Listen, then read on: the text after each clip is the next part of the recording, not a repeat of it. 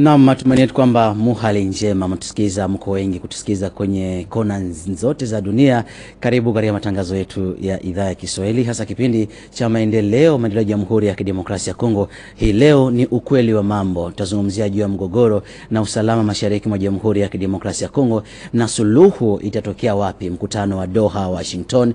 Tunasikia jumuisho la Afrika pia linamtaka Rais wa Togo awe mpatanishi katika mgogoro wa Jamhuri ya Kidemokrasia ya Kongo. Sengo pia anakwenda hapa na pale kusaka amani. Hivi leo tutapokea wajumbe maalum wa kipindi chetu siku ya leo, ikiwa ni pamoja na Rose Tuombeani, kiongozi wa shirika la kiraia la Difegu tawi la Butembo. Karibu sana. Asante sana kwa aliko, na shukuru na nasalimu watazamaji wote. Asante sana. Kwa upande wangu wa kushoto naye Simoka Zungu, ni rais wa chama cha kisiasa cha DSF Nyamwisi chake Nyamwisi Mvinge, alikuwa waziri wa sera za michezo wakati wa Mobutu. Karibu sana. Nashukuru bwana. Tuanze na swali letu la kwanza, ukweli wa mambo. Huu ndio ukweli. Tuseme baada ya Luanda, baada ya Doha, baada ya Washington na Umoja wa Afrika ukimtaka Fure Gyasimbe awe mpatanishi katika mgogoro wa Jamhuri ya Kidemokrasia ya Kongo, unadhani usalama utatokea wapi? Je, utatokea Doha, Washington, ama utatokea kwenye mataifa ya Umoja wa Afrika ama kwenye Sengo na SSA? Naam, asante sana, nashukuru sana kuweza kunialika kwa hii kipindi. Mimi nilikuwa nimezoea kufika hapa, lakini sasa ilikuwa iko kugumu kidogo kufatana na agenda zangu. Unafikiri salama utatokea wapi? Mimi nawaza kwanza usalama kwa nchi ya Kongo. Kama tunatazama nchi ya Kongo kama vile Kongo peke yake, pasipo kuiona ndani ya nchi ya Great Lakes ama maziwa makuu na Afrika na ulimwenguni kote, tutakuwa tumedanganyika kwenye analysis yetu. Ni kusema Kongo, wakati mtu anazungumzia Kongo na matatizo inayokuwa Kongo, inabidi kukamata swali la Kongo ulimwengu mzima, sababu Kongo sio hii ambao tunajua, lakini Kongo ni ile nchi ambao watu wote wanaiona kama vile unisamehe sana mfano nitapana, iko kama vile mama iko napiga nyama chungu kubwa sana ya nyama, watu wanaona iko na tokota, alafu umbwa ziko pale pembeni zina kila umbwa napenda ikuje ipate hata nyama kidogo. Hii ndio Kongo. Na kupata suluhisho kwa situation ambayo tunakuwa nayo Kongo, sherti kuweza kuona Kongo yenyewe, ni kusema kindani ya Kongo kitu gani kinaweza kufanyika. Sherti tuweze kuona Kongo katika maziwa makuu, kitu gani kinaweza kufanyika Kongo, ili katika maziwa makuu na nchi zote zinazotugeuka, zinazotuzunguka zisiweze kuwa tena na matatizo. Kitu gani kinaweza kufanyika ulimwenguni kote, ili tujue ya kwamba wakati tunazungumzia Kongo, tunazungumzia mambo ya uchumi. Marekani atasema nini, China anasema nini, Uganda atasema nini, Rwanda anasema nini, alafu ndiyo suluhisho tunaweza kuipata. Suluhisho ya Kongo sio kusema ni ya mtu mmoja tu ama akili ya mtu mmoja unalamuka na kusema mimi naleta suluhisho. Ninawaza wakati wa mbele ndio matatizo ambao waongozi walikuwa nayo, kuweza kuwaza tukikamata hii jeshi unaiunga na hii, unatwala na huyu unaweka hapa, tutakuwa tumepata suluhisho. Lakini tunaona ya kwamba ilikuwa inaendelea kuwa hali inaharibika zaidi. Hii inanisukuma mimi kuweza kumshukuru Rais Felix Antoine Tshisekedi kwa kazi ambayo anatenda, kuweza kujua ya kwamba hii kazi ya Kongo, hii swali ya Kongo sio swali ambayo tunaweza kuiona tu kipekee. Sherti tuwashirikishe pia watu wengine kama vile Qatar ana interest gani, wana interest gani ndani ya Kongo. Tumushirikishe Rwanda, na ndio unaona wana sign Rwanda process ama wanasema Kongo inapoteza, wamesaini mkataba wanapana madini ya Kongo bure kabisa. Wanapana madini ya Kongo bwana. Asante sana, sababu wakati tumekuwa na vita, madini ya Kongo kwa sasa wale ambao wamechukua Rubaya si wanachukua madini sasa, hatujui yanaenda wapi, hatujui wanalipa nani, hatujui hizo pesa zinaenda wapi, zinasaidia nani. Barabara kutoka Goma kwenda Ruchuru, unajua leo mvua ikinyesha hakuna kwenye mtu anaweza kupita, ijapokuwa madini yanachimbwa kila siku, kila dakika. Pesa za Kongo zinaenda nje.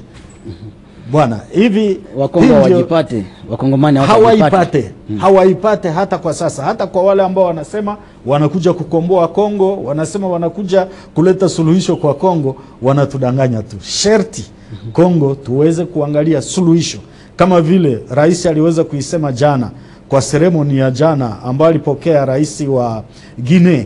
Aliweza kusema ya kwamba kwa hii muda sherti tuweze kukua na ile ambayo tunaita suluhisho kamilifu, tusikue tunarudi. Waingereza walikuwa wanasema Kongo iko na situation yenyewe wanaita never ending story. Ni kusema iko story tu, mnakuwa mko mnageuka tu. Hii hali ilikuwa maaneno na kelke 1990 ndio hiyo hali tunakuwa kama tunazunguka pale. Ni kusema suluhisho ambao watu walikuwa wanaiwazia hatujaifikia. Sharti tupate suluhisho na tusirikishe kila mtu, ijapokuwa hata Rwanda ashirikishwe ndani yake, sababu Rwanda tunajua anaingia Kongo, analeta jeshi yake Kongo. Sasa tutapata amani namna gani kama hatumshirikishe, kuzungumuza naye, kuweza kumwambia ya kwamba hapa ndio mwisho wako, hapa ndio unaweza kuintervenir, hapa ndio unaweza kufanya kitu fulani. Tuni kwa upande wako, mkono wangu wa kulia, Mama Rose Tombeane, umesikiza vile mwanasiasa anazungumza, amezungumza kama mwanasiasa. Sasa nyinyi mashirika ya kiraia, je, Wakongomani wapane madini yao tu kwa Marekani ili ya kupata usalama, ama tuelewane kwanza kati ya sisi Sengo na ACC, ama tuende Doha, Washington, ama vile Lome ambapo Fred Yasingi ameteuliwa hivi karibuni? Asante sana kwa swali na asante mara kwa aliko. Nikishukuru ndugu yetu ambaye ametoka kuleta matamshi yake. Nadhani kwamba kwa kuleta suluhisho inayokamilika lazima tutazame kosa chanjo ya vita ni wapi. Na kwangu nadhani kwamba mwenzetu amesema chanjo ni sababu nchi yetu inatazamwa na watu wengi, lakini chanjo nyingine ni kwamba sisi wenyezi hiyo nyama aliyoita nyama hatujui kwamba tuna nyama tamu. Hatujui kwamba tuna nyama tamu ama kitu ya dhahabu ya maana, na hatujui tukilinde namna gani, sababu ukachukua ukatoka kwenye banki, sijue huko mfanyakazi wa serikali, unachukua bagi yako inayo pesa zako franc congolais mingi kabisa. Nadhani una namna nyingine ya kutembea kuliko siku zingine ambako tu unatembea hivyo hivyo. Alafu sisi tumekuwa katika shida kama Wakongomani. Kwanza sisi wenyewe hatujue kama uzuri wa nchi yetu, hiyo mambo ambayo tunayo katika nchi yetu ni hiyo ambayo inaweza kutuletea utata, na kwa hiyo hatukuweza kuichunga. Ndio mimi nawaza kama shida ya kwanza ni ndani, ni kindani.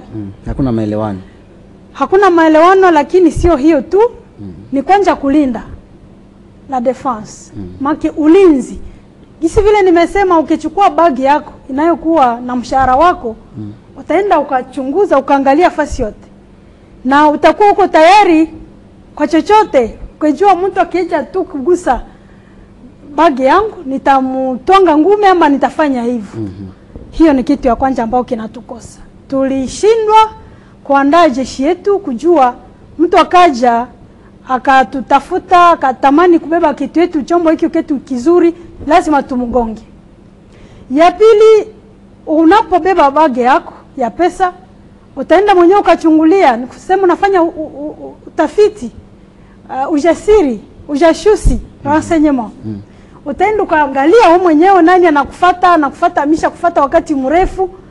Lakini uchunguzi wetu ni mchache sana, sababu hatukujua kama tunayo kitu ya maana sana, alafu tuliacha mipaka yetu kwa wazi barabara kabisa, na kila mtu anaingia. Hiyo ndizo chanjo ambazo niko minataja hapa, sababu ninataka kuleta suluhisho.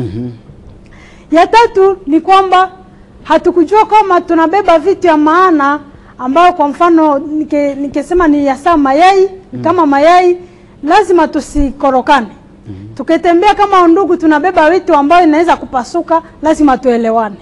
Mmoja akitaka kwa mwingine aseme kuna shida nini? Cohesion. Na zani ni hiyo vitu tatu kubwa ambayo ilitukosa ndani. Manaki ilikuwa hatukuweza kulinda vitu yetu na kujua kwamba ni vitu yetu kwa pamoja. na nadhani kwamba suluhisho ya kwanza inapaswa kutokea hapo. Itakayodumu. Sababu hata kama tunaweza kuongea ndio inaenda hapo kama shida ya pili. Shida ya pili ndugu yetu alisema, hata kama mimi niko nasema kwa namna nyingine, ni hawa sasa ni pamoja na kuangalia wale ambao wako ni majirani. Sababu hata uwe na sombe kwako, una shamba yako, ujue kama jirani yako naye anaweza kutamani kununua, sote awe klienti. Sote akiwa mwizi utajua kama unaweza kumfanyaje. Mkisema unaunga mkono ule mkataba wa Marekani na DRC chini Rwanda na DRC. Mkataba mwenyewe sijaunga mkono, lakini nawaza kama unaweza kusaidia kwa kusimamisha vita, nitaenda hapo. Sababu hapo kwenye mimi natoka katika eneo linalo vita. Swali la kwanza, hii mambo ambayo nimesema hapa haiwezi kumaliza vita haraka. Hivi mimi kama mkaaji naanza kama ya kwanza ni kumaliza kwa vita, kusimamisha basi. Na nadhani kwamba kusimamisha mahali ambako tumefikia ni diplomasia ndio italeta dawa. Sababu adui ameweza kutuikalisha chini. Tumepiga magoti kabisa, amekuja na nguvu hadi anakamata miji mikuu 2 za jimbo 2 kubwa kubwa ya upande wa mashariki mwa Kongo. Na pamoja na vijiji vingine, vitongoji ambamo mna madini yetu. Na kwa hiyo wakati tuko katika hali hii, swala la kwanza ni kusimamisha vita kusudi damu za wenzetu tusiende kuzipoteza tena, sababu tumepoteza watu wengi. Alafu naunga mkono, naenda kukua kama nakubali hizo njia ambazo zimefunguka tayari, kwa minajili ya kusema mimi kama mtu ambaye nimetazama watu ngapi tumepoteza, na naishi siku baada ya siku magumu haya, tunapoteza wajamaa, tunapoteza wandugu. Mimi naweza kupenda kwanza mambo hayo yasimamishwe.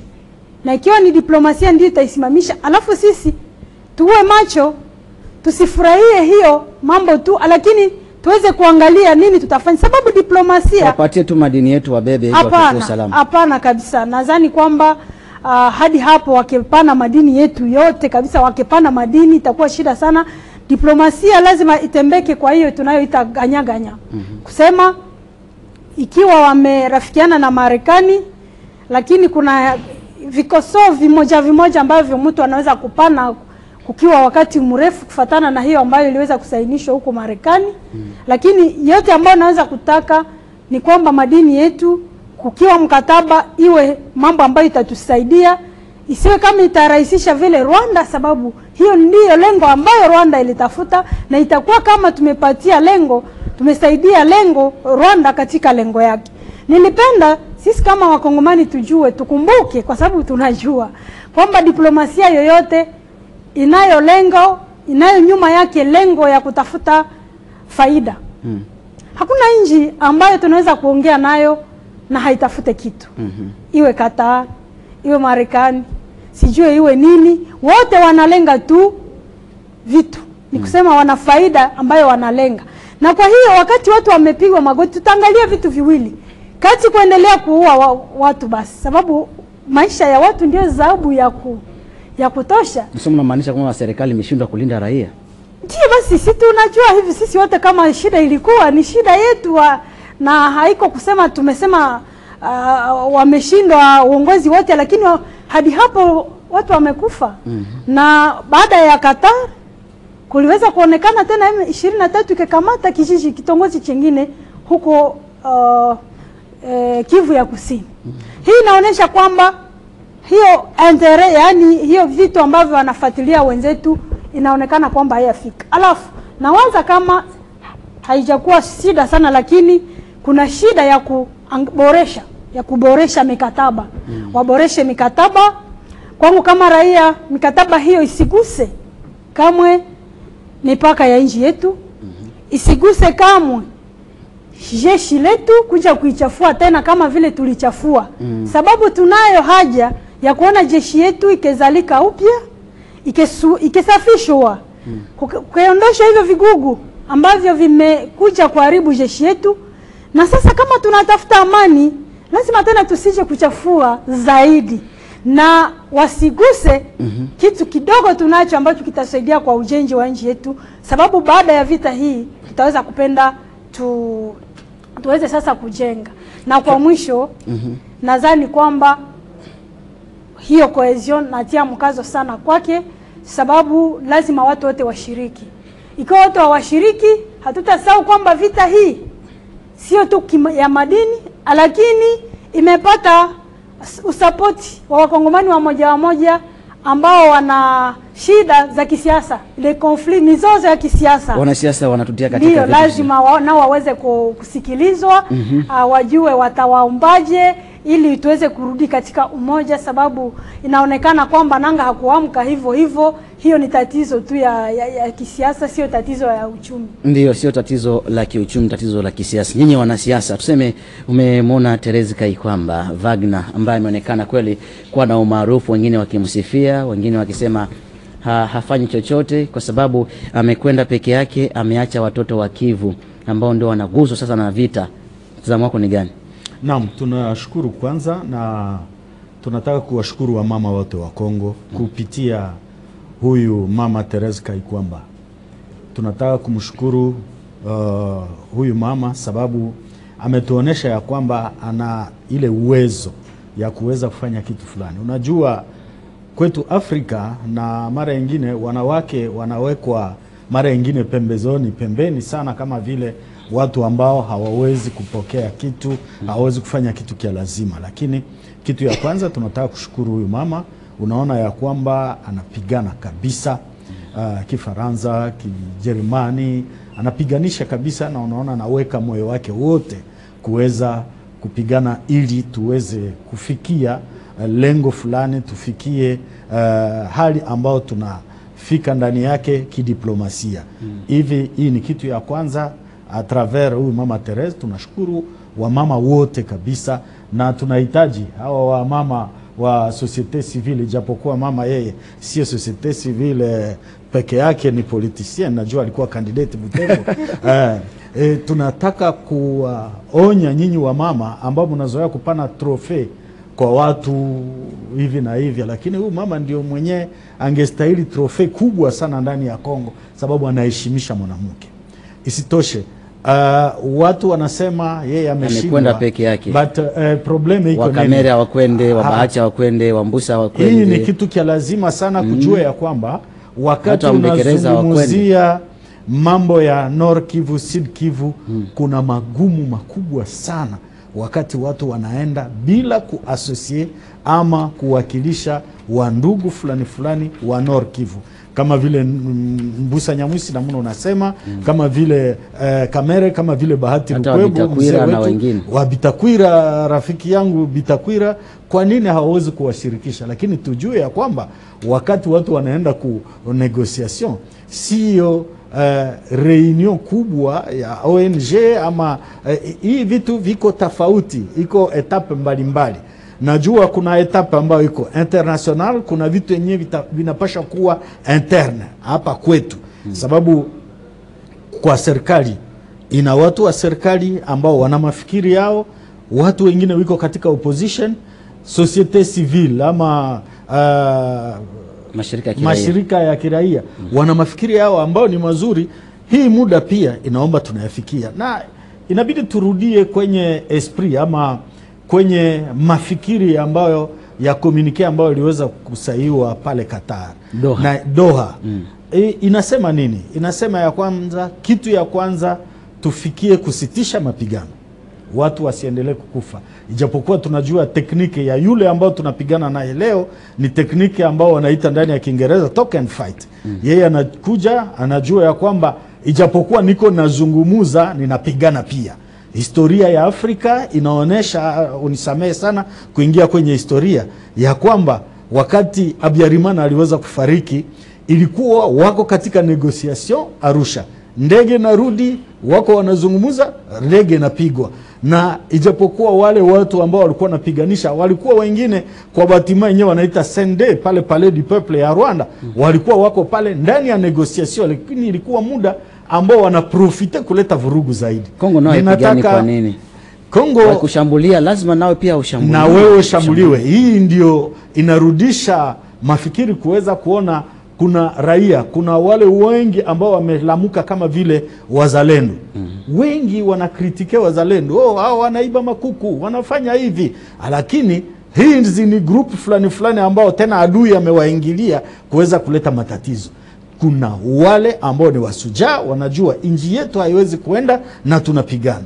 Ni kusema wakati tuko tunapigana na wakati tuko ndani ya negotiation, tujue ya kwamba mafikiri ya watu iko mbalimbali. Nataka kukujulisha ya kwamba mbele tuingia hapa studioni, Bwana Nanga anasema Rais Tshisekedi iko kama vile Yona ambayo ilibidi inaomba wamtupe kwenye bahari, atoke ndani ya process, ndio maneno mengine itaendelea. Yeye ile ya mnyeko Marekani haimu yeye hafate hii maneno, ataendelea vita kama vile Tshisekedi, Rais Tshisekedi angali pale.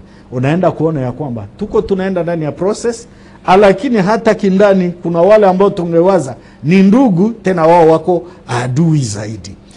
Hivi ni kusema nini? Tuna iko process, sijui ndani ya Swahili tutasema nini. Ni vipindi mbalimbali ambao tunaingia ngazi kwa ngazi, na hivyo ndio tunaweza kupata suluhisho kwa matatizo ambayo tunakuwa nayo.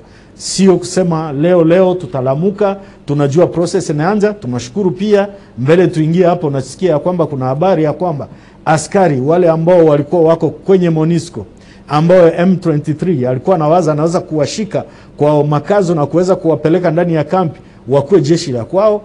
CICR ameweza kukubali kuwatoa Goma kwenye MONUSCO na kuwashindikiza waende Beni na wafike Kinshasa. Ni kusema tuko ndani ya process na tuko tunaenda polepole, ijapokuwa makosa fulani yanaweza kuwa kama vile kutokushirikisha watu wengine ambao wanaweza kuleta msaada kamilifu, ambao wana experience kubwa. Unajua experience ya Bwana Kamera, unajua experience ya Bahati Lukwebo, Mbusa Nyamusi ambao alikuwa waziri wa mambo ya kigeni, anajua hii process tangu miaka ya zamani. Kwa nini hawezi kushirikishwa ndani ya hii mambo? Wanaweza kuleta watu wenyewe. Ukimwambia hapa ni Kaziba, yeye anawaza iko ndani ya Ituri. Ukimwambia hapa ni Mageria, anawaza Mageria iko ndani ya South Kivu. Hii ndio magumu ambayo tunakuwa nayo katika nchi ya kwetu, na sherti iweze kupata pia suluhisho à l'interne, hapana exclusion. Tujue ya kwamba hapa kindani watu wote washirikishwe na tuweze kupata usalama. Wengine wanafuata vita kwa kilomita 200 kama 2000 wanafuata vita na waza, lakini tukipenda tuendelee vizuri tuwe tunawasamea watu fulani, lakini pia inabidi wale watu kuweza kupigwa pia na kuweza kuadhibiwa vikali, sababu wakati unazungumzia mambo ya vita, unazungumzia damu ya watu ambao inamwangika, unazungumzia wanawake ambao wako na bakwa, unazungumzia watu ambao wanaumia, watu ambao wana matatizo makubwa. Hivi kupuuza hii maneno ya vita ni kitu kibaya sana, na sherti serikali iwe inawapatia malipizi hao watu ambao wanakuwa kama wanapuuza mambo ya vita. Twende kwa mkono wangu wa kulia, mama yetu, dada yetu Rose tuombeane. Wagner na Olivier Ndugirihe wa pale Rwanda, waziri wa sera za nje, na wetu wa Kongo Kaikwamba Wagner walisaini mikataba lakini hawakuweza kusalimiana. Je, Kongo na Rwanda wangali katika matatizo ama walifanya tu uchimbi mbele wa Marekani? Nadhani huo, asante sana kwanza kwa swali. Huo mkataba ambao walisaini sio mkataba kati Rwanda na DRC kama Kongo, lakini ni mkataba ambao umesainishwa na inji tatu, na kwa ngambo kubwa yote ni mambo ya uchumi, ya kiuchumi kama vile tuliweza kusema hapa, lakini hawakusalimiana sababu mizozo iko kati yao na lazima mzozo lazima iguswe.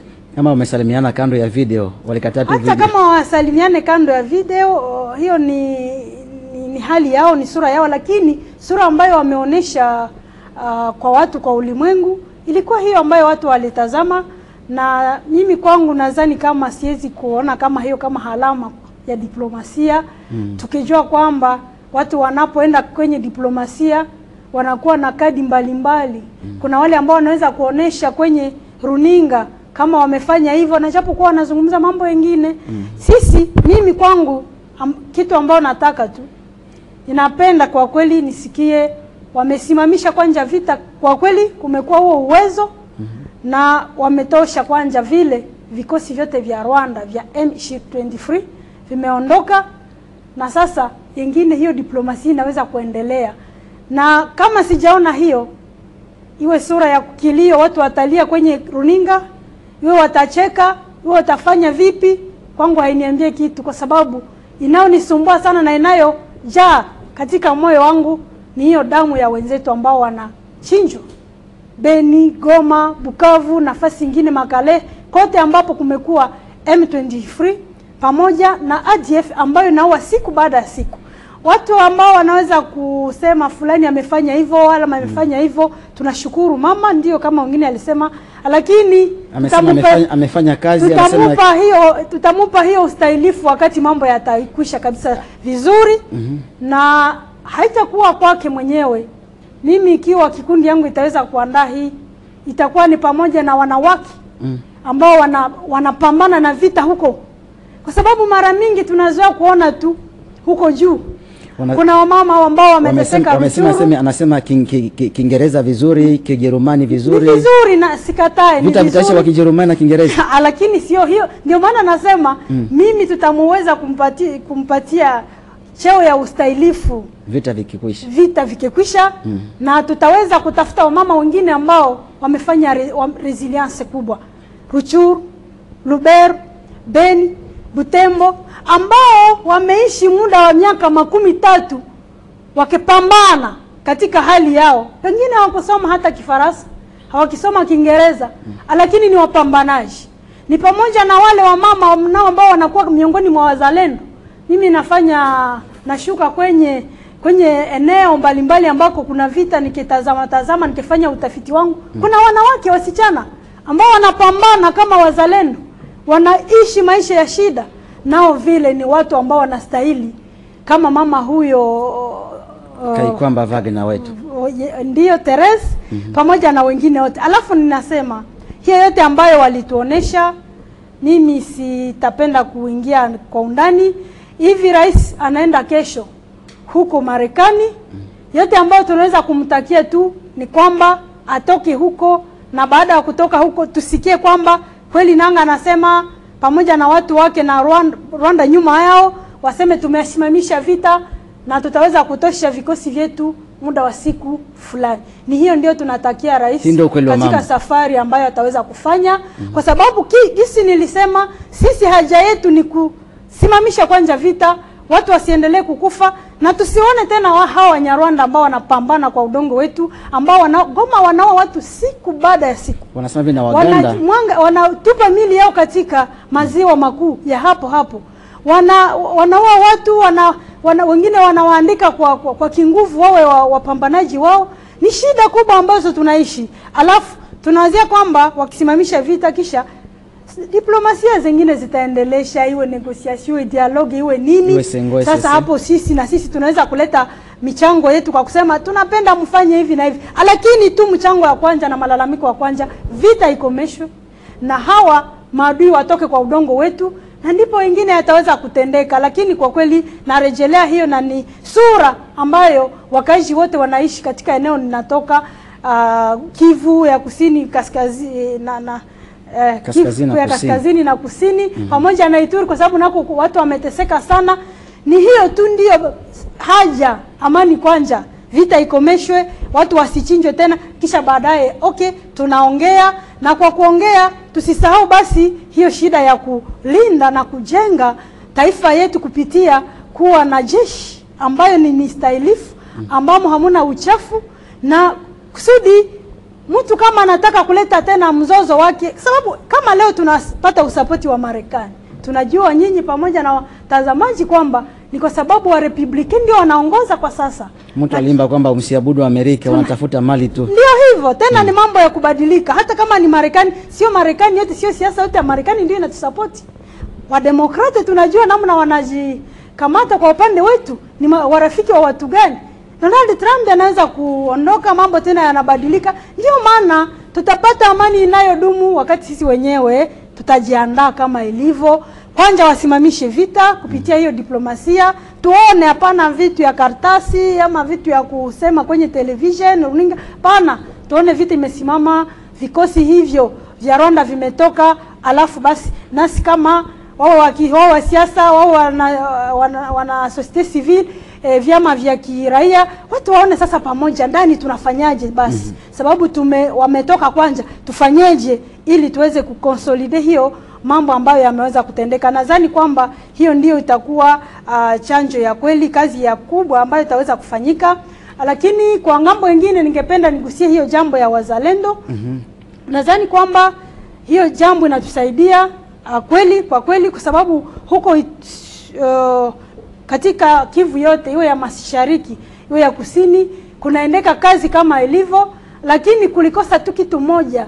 Mimi ninaweza kutaka ikiwa tutaweza kujenga jeshi letu na ikiwa tutaweza kamata tena wazalendo kama strategia, lazima hiyo iwe ikitendeka kwa siri bila kuonesha kila kitu, kwa kusema tunaweza kuwa na hiyo system ya uzalendo kwa siri kabisa kama inji watu wakifuatilia. Lakini tumeongea sana, tupunguze kwanza, kwa sababu tumeingia katika vita kubwa. Tujue nini tunaweza kuongea, tujue ya wapi tunaweza kutenda bila kuongea. Asante sana, tunafika mwisho wa kipindi chetu cha maendeleo Hewa Mashariki, ukweli wa mambo. Ndio karibu kupanda katika jukwaa letu. Sijui na ujumbe wako kwa watazamaji wanatusikiliza kwa rais. Sijui tunafika mwisho wa kipindi, lakini nawaza tulikuwa na mambo mengi tungekaa hapa tukizungumzia hakika. Neno la mwisho la kusema ni ya kwamba sisi Wakongomani, kitu ya kwanza kama vile mama amesema, tujue ya kwamba kitu ya kwanza tunayo lazima yake ni amani. Na serikali yetu iweze kushikilia inji yote, integrite territorial. Ni kusema mipaka yetu haiwezi kubuje, sababu kuna wandugu ambao wao wana akili mbaya, ambao wanaweza kuingilia Kongo.